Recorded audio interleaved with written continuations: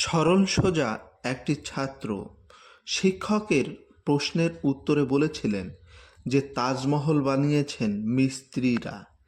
আসলেই সে যে কতটা ভেবে বলেছিল আর সে কতটা জানে তার মধ্যে বহু ফারাক আছে, শত যোজন ফারাক।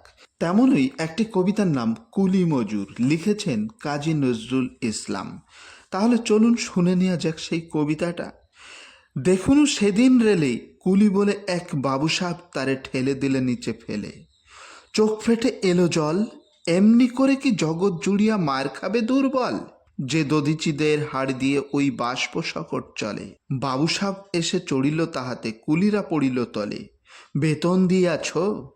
চুপ রহ যত মিথ্যাবাদীর দল, কত পায় দিয়ে কুলিদের তুই কত ক্রোড় পেলি বল। রাজপথে তব চলিছে মোটর, সাগরে জাহাজ চলে, রেলপথে চলে বাষ্প সকট, দেশ ছেয়ে গেল কলে। বলো তো এইসব কাহাদের দান? তোমার অট্টালিকা কার খুনে রাঙা?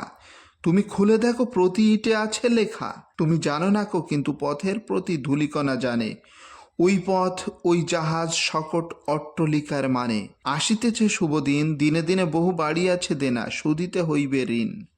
হাতুড়ি শাবল গাইতি চালায়া ভাঙিল যারা পাহাড়, পাহাড় কাটা সে পথের দুপাশে পড়িয়া যাদের হাড়।